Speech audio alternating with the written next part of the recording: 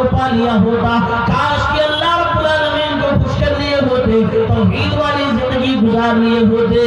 اور میرے ساتھیوں، آج ہمارے دیش کا ایک اہم مدعا بنا ہے وندے ماترم۔ وندے ماترم کی میننگ ہمارے علماء نے بتایا، دنیا والوں نے بتایا ہے، اس کا مطلب ہوتا ہے کہ ماتر بھومی کی پوجا کرنے کا اقرار کرنا۔ اسی لیے ہمارے لیڈران، مسلم دانشور اور ہمارے قوم کے علماء رہنما بتلاتے ہیں کہ کوئی بھی مسلمان اگر وندے ماترم سے سمجھوتا کر لے، مانا جانتے ہوئے بھی، تو بہت خطرناک سمجھوتا کر رہا ہے، اپنے عقیدے سے سمجھوتا کر رہا ہے۔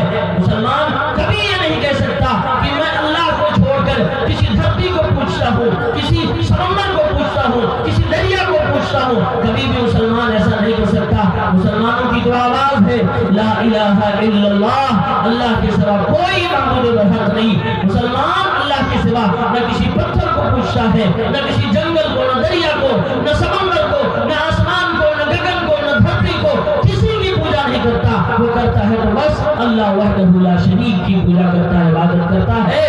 یہ مسلمانوں کا پہلا مقصد ہے۔ اس مقصد کے تحت ہمارے نوجوانوں زندگی گزارو۔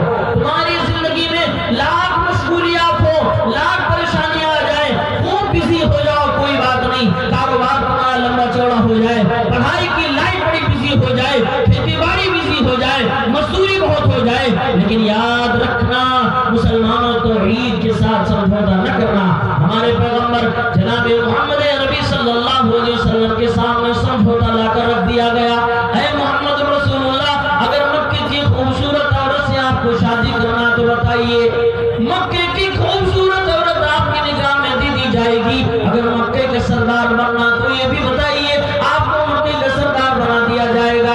اگر آپ کو دینار و درہم چاہیے تو آپ کے قدموں میں بوریے کے بوریے ڈال دیے جائیں گے۔ اے محمد رسول اللہ، اگر آپ کو کوئی بیماری ہے، کوئی آسیب ہے، کوئی جن و شیطان پریشان کرتا ہے تو بڑے سے بڑے لوگوں سے علاج بھی کروا دیں گے، لیکن یاد رکھو محمد، یہ توحید کی دعوت تمہیں بند کرنی پڑے گی۔ اس سمجھوتے کے مقابلے میں ہمارے نبی صلی اللہ علیہ وسلم نے فرمایا، لوگوں لکم دینکم ولی دین، تمہارے لیے تمہارا دین، ہمارے لیے ہمارا دین۔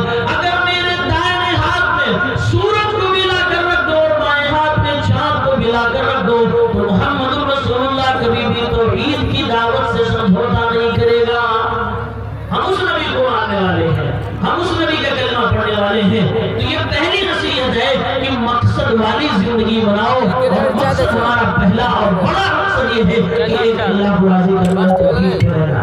دوسری نصیحت، قرآن و سنت کی دوسری نصیحت، ہمیشہ جس کا جو حق بنتا ہے وہ حق ادا کرو۔ اللہ کا جو حق بنتا ہے اللہ کا حق ادا کرو، انسانوں کا جو حق بنتا ہے انسانوں کا ادا کرو، اور اپنا جو حق بنتا ہے وہ اپنا بھی حق ادا کرو۔ یہ تین طرح کے حقوق ہوتے ہیں، ایک حقوق اللہ، اللہ کا حق، دوسرا حقوق العباد، بندوں کا حق، بیوی کا حق، بچوں کا حق، پڑوسیوں کا حق، رشتہ داروں مہمانوں کا حق، اور تیسرا حق اپنا خود کا حق، اپنے بدن کا حق، اپنی آنکھوں کا حق، اپنے جسم کا حق، اپنی پوری جسمانی خواہشات کا حق، جو جائز وقت میں ہو سکے۔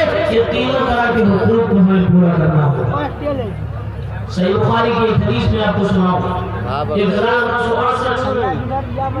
اللہ کے نبی صلی اللہ علیہ وسلم کے پیارے صحابی ہیں، ایک کا نام سلمان الفارسی رضی اللہ تعالیٰ عنہ، دوسرے ابو الدرداء الانصاری رضی اللہ تعالیٰ عنہ۔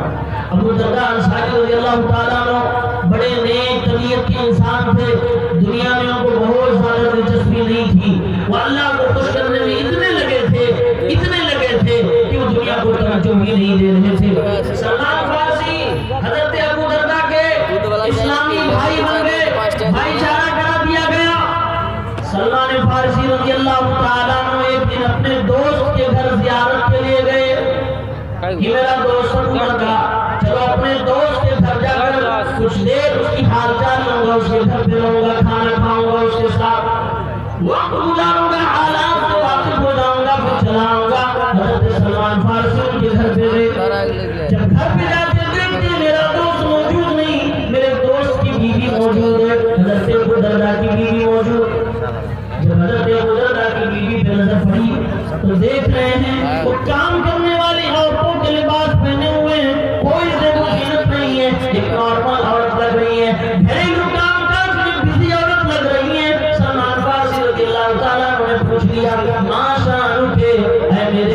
بھائی ابو دردہ کی بیوی کیا معاملہ ہے؟ آج آپ کے بدن میں مجھے اس طرح کے کپڑے نظر آ رہے ہیں۔ یاد رکھے میرے بھائی، یہ پردے کا حکم نازل ہونے سے پہلے کی بات ہے۔ پردے کا حکم ابھی نازل نہیں ہوا تو اس سے پہلے کی بات ہے۔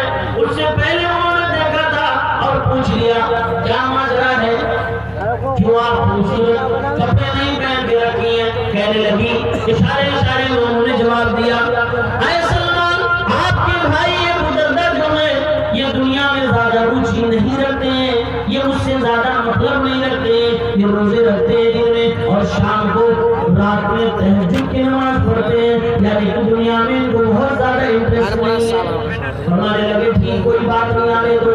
تھوڑی دیر کے بعد حضرت ابو دردہ رضی اللہ تعالیٰ عنہ گھر میں تشریف لائے، دیکھا میرا دوست میرا بھائی سلمان آیا ہے، گھر میں کھانا بنایا، کھانا بنا کے اپنے مہمان کے سامنے پیش کیا۔ حضرت سلمان کہنے لگے ابو دردہ جب تک تم نہیں کھاؤ گے میں نہیں کھانا کھاؤں گا۔ کیا مطلب؟ یعنی کہ ابو دردہ رضی اللہ تعالیٰ عنہ نفلی روزے سے تھے، یہ رمضان کا مہینہ نہیں تھا، نفلی روزے رکھے ہوئے تھے حضرت ابو دردہ رضی اللہ تعالیٰ عنہ۔ سلمان کہنے لگے اے ابو دردہ میرے بھائی، اگر تم نہیں کھاؤ گے تو تمہارے گھر پہ گرچہ میں مہمان بن کے آیا ہوں میں نہیں کھاؤں گا۔ ذکری ابو دردہ رضی اللہ تعالیٰ عنہ نے اپنا روزہ توڑا اور اپنے مہمان کی عزت کے لیے روزہ توڑ کر ساتھ میں کھانا کھا لیے۔ اب جب شام ڈھلنے لگی، سونے کا وقت آیا تو دونوں دوست ایک جگہ پہ سوئے۔ جیسے سونے کا وقت آیا سارے گھر کے لوگ اپنے اپنے بستروں پہ چلے گئے۔ ابو دردہ رضی اللہ تعالیٰ عنہ روزانہ کی طرح کھڑے ہو گئے اور تہجد کی نماز پڑھنے کے لیے جانے لگے۔ دوست سلمان نے کہا اے میرے بھائی ابھی سو جاؤ، ابھی اس وقت آپ نماز نہ پڑھو۔ وہ سو گئے۔ جب رات کا آخری حصہ ہوا تو کہنے لگے ابو دردہ آپ کھڑے ہو جاؤ، آپ اٹھو اور نماز پڑھو، میں بھی تمہارے ساتھ رات کی نماز پڑھوں گا، تہجد پڑھوں گا۔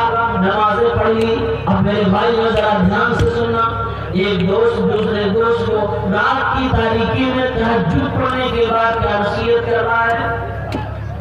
ایک دوست دوسرے دوست کو تہجد کی نماز کے بعد مصلی پہ بیٹھ کے نصیحت کر رہا ہے اور کہہ رہا ہے میرے دوست ہے میرے بھائی، تیرے اوپر تیرے رب کا حق ہے، تیرے اوپر تیرے رب کا حق ہے، یعنی کہ نماز پڑھنا عبادت کرنا یہ رب العالمین کا حق ہے، یہ حق تو ادا کیا کر۔ وہ اور تیرے اوپر تیری بیوی بچوں کا بھی حق ہے، تیری بیوی کا بھی حق ہے، تیرے بچوں کا بھی حق ہے، انسانوں کا بھی حق ہے، دوستوں کا بھی حق ہے، اللہ کے بندوں کے حقوق کو بھی تو ادا کیا کر۔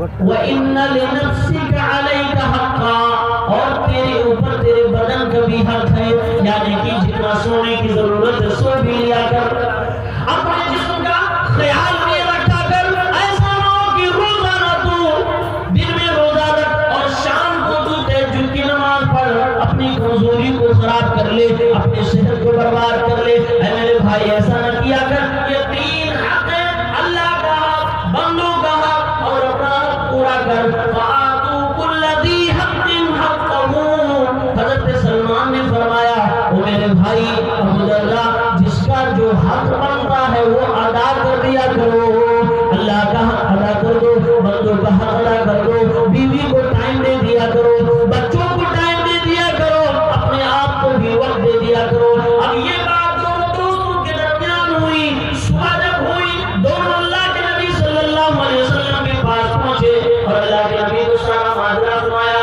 حضرت ابو دردہ نے کہا اے اللہ کے نبی سلمان جب آپ نے ایسی باتیں کی ہیں، اللہ کے نبی نے فرمایا صدق سلمان، سلمان نے صحیح کہا، یعنی کہ اللہ کے نبی نے ویریفائی کر دیا، اللہ کے نبی صلی اللہ علیہ وسلم نے ٹھپا لگا دیا کہ میرے صحابی سلمان نے جو باتیں کہی تین حقوق ادا کرنے کی وہ ساری کی ساری باتیں صحیح ہیں۔ دوسری نصیحت میرے ساتھیوں یہ ہے کہ آپ کے اوپر جس کا جو حق بنتا ہے وہ ادا کریں۔ سود بنا اور میرے نوجوان ساتھیوں ذرا دھیان سے سنو، ایک مرد حقیقت میں پوری زندگی حقوق ہی ادا کرتا ہے، وہ اپنے لیے بہت دن جیتا ہے، کبھی وہ ماں باپ کے لیے محنتیں کرے گا، کبھی وہ اپنے بال بچوں کے لیے، بیوی کے لیے محنت کرے گا، کبھی اپنے بھائی بہن کے لیے محنت کرے گا، کبھی رشتے دار میں موجود غریب رشتے داروں کے لیے محنت کرے گا، کبھی معاشرے اور سماج میں موجود پریشان حال لوگوں کے لیے محنت کرے گا۔ مرد حقیقت میں وہ ہوتا ہے جو ہمیشہ دوسروں کے لیے جیتا ہے، دوسروں کے لیے محنتیں کرتا ہے، اپنا بھی خیال رکھتا ہے۔ یہی اسلام سبق سکھاتا ہے کہ اسلام کی دوسری نصیحت